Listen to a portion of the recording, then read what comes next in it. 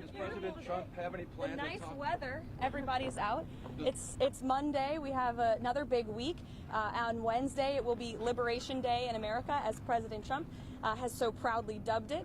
The cabinet will be here for the event. It'll be our first Rose Garden event of this administration. So you all will be invited to attend and cover this historic moment. The president will be announcing a tariff plan that will roll back the unfair trade practices that have been ripping off our country for decades. He's doing this in the best interest of the American worker. We also had great news that, this morning on the border. Our Homeland Security team, our national security team, continues to do an incredibly effective job when it comes to deporting foreign terrorists from American soil. 17 Tren de Aragua and MS-13 illegal criminal terrorists were deported from our country back to El Salvador, and they will no longer ever be able to say they can roam free in this country under this president. These were convicted felons, murderers, rapists who are no longer in our country, and I think we should all be very grateful for that. I'll take some questions. Is there anything these countries can do at this point to stave off these tariffs? And has the president decided on the scale and scope of these tariffs? Well, I think, first of all, unfortunately, these countries have been ripping off our country for far too long. And they've made, I think, their disdain for the American worker quite clear. If you look at the unfair trade practices that we have, 50% from the European Union on American dairy. You have a 700% tariff from Japan on American rice. You have a 100% tariff from India on American agricultural products. You have nearly a 300% tariff from Canada on American butter and American cheese.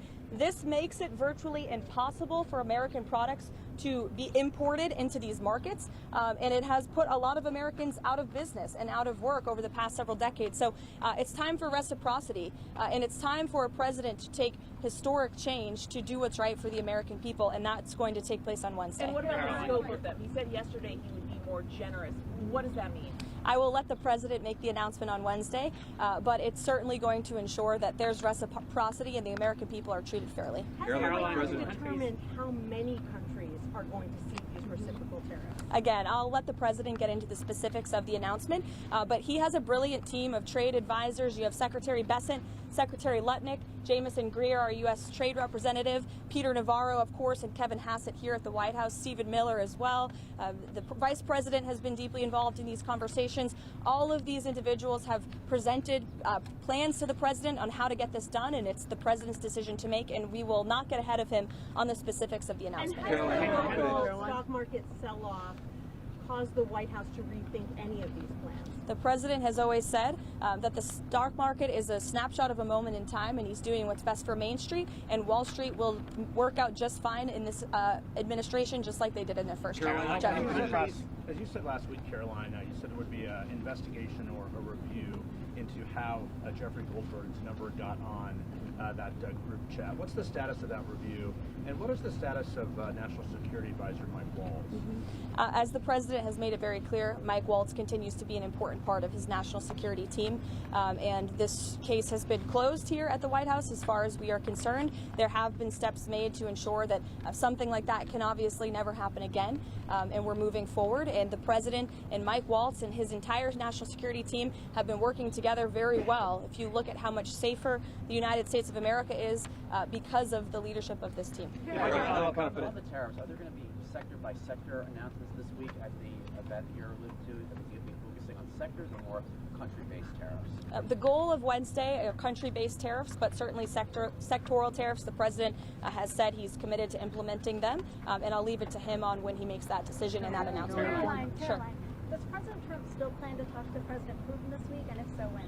I don't have a readout for you on that call, but as always, we'll provide a readout. Usually the president likes to let you guys know first, especially for big calls like that. Steve? Any exemptions for farmers being considered for these tariffs? No exemptions at this time. Caroline. The validation guide that DHS is using to determine who is an enemy alien, a Tren de Aragua member, and deportable under the Enemy Aliens Act, it has criteria here that require 8 points to be classified as a TDA member. You can get classified by simply having certain symbols in your tattoos and wearing certain streetwear brands. That alone is enough to get someone classified as TDA and sent to El Salvador. That's not true, actually, Andrew. According to this document, it is. No, according to the Department of Homeland Security and the agents, have you talked to the agents who have been putting their lives on the line to detain these foreign terrorists who have been terrorizing our communities? TDA is a vicious gang that has taken the lives of American women.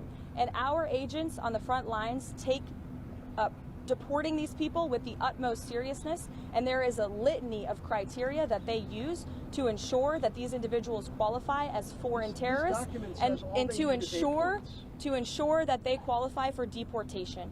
And the president made it incredibly clear to the American public that there would be a mass deportation campaign of not just foreign terrorists, but also illegal criminal aliens who have been wreaking havoc on American communities. And shame on you and shame on the mainstream media for trying to cover for these individuals who have.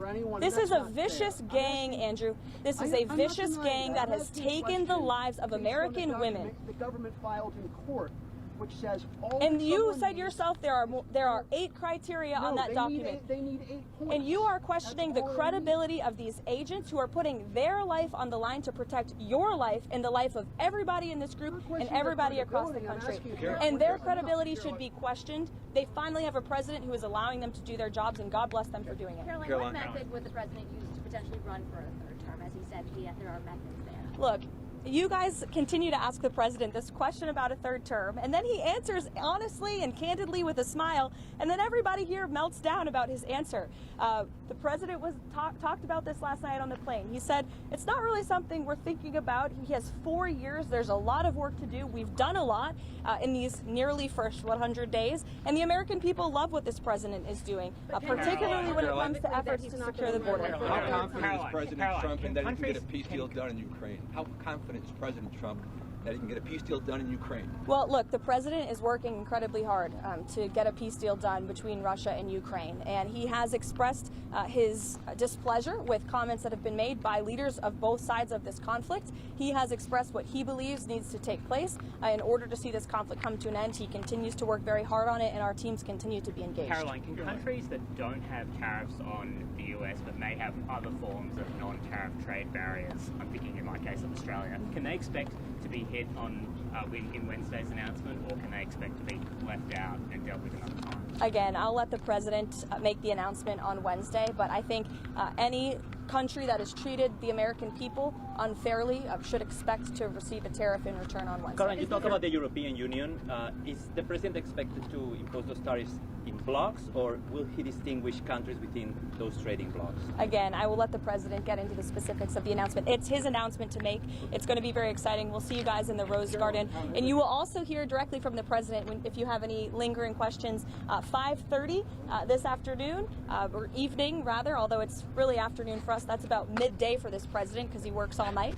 But he'll be signing an executive order. It will be the in-house pool in the Oval Office, and we'll see you all there. Thanks, guys. Is the president going to Saudi Arabia? Thank you.